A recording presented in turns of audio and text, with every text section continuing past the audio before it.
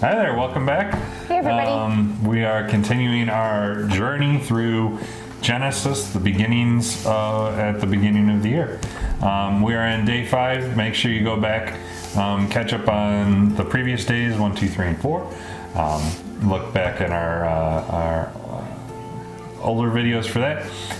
But today we are Genesis day 5. Chapter 1, starting in verse 20. Emilee's going to kick it off by reading the first verse here. So whenever you're ready. All right. Then God said, "Let the waters abound with an abundance of living creatures, and let birds fly above the earth across the face of the firmament of the heavens." So sea animals today. Sea and air animals. Yep, sea animals and the birds. Yep, first animals that actually get created. So I think it's really neat that they get to fly in the first heaven, right? Yep, that is one of the purpose of the firmament, the heavens, right? It's for the birds. Oh my word.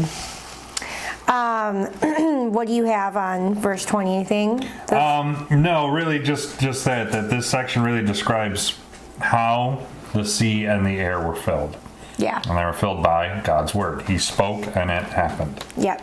That's kind of what I have too. Yep. So are we ready for verse 21? Sure. Alrighty. So God created great sea creatures and every living thing that moves, with which the waters abounded according to their kind, and every winged bird according to its kind. And God saw that it was good.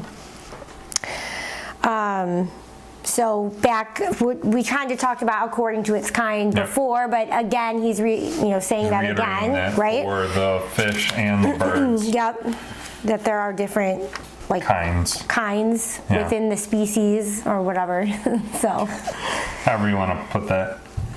What do you have? Anything for that one? All right, so I thought that God pulled out the great sea creatures specifically, and there's a reason for that. And let's take a guess as to what you think that reason is.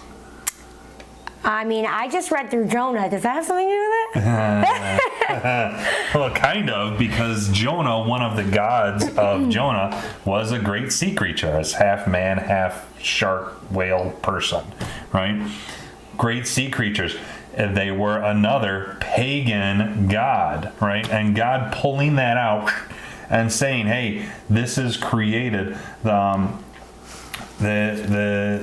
It's not something to be worshipped, right? These great things that you think are something to be reckoned with, it isn't. It's within God's creation. He's again showing His authority, His dominion over them."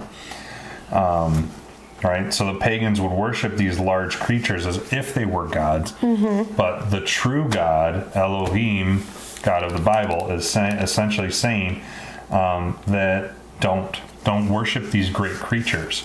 Yeah. You take it in a modern context today. Some religions will worship, elephants as if they're gods, or cows, because these are great creatures that need to be worshipped and they're deities. They're not. They're created as part of God's creation. We ready for verse 22? Yeah. Okay.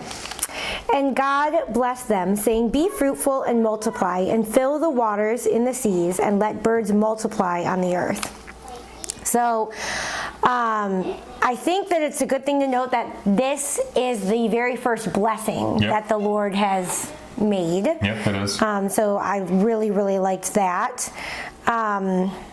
It's first blessing, and it's for the fish and the birds. Yeah. And that blessing is for them to reproduce. Again, as we saw in day 4, God made plants with seed so that they could reproduce. God's bestowing that power of reproduction, that power to bring about new life to the animals to reproduce. Right? Because only God is life, and He is the only one that can create life. And so now He's saying, you are free to go create it yourself. Not create, but He's giving them the means to make new life. Yeah, He's blessing them and allowing them to, have babies. Yep. So Anything else? I don't think so. You want to do the next verse there? Yeah, sure. So the evening and the morning were the 5th day.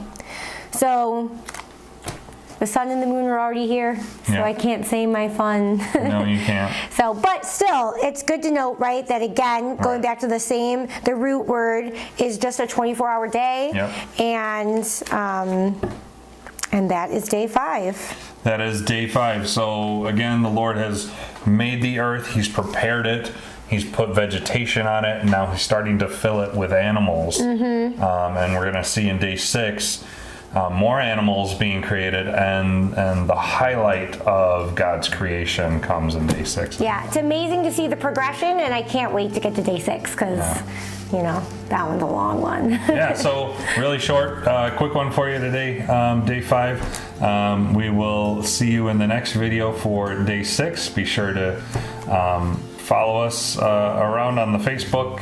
That's where we were posting what the reading list is. And we'll catch you in the next one. Bye. Bye.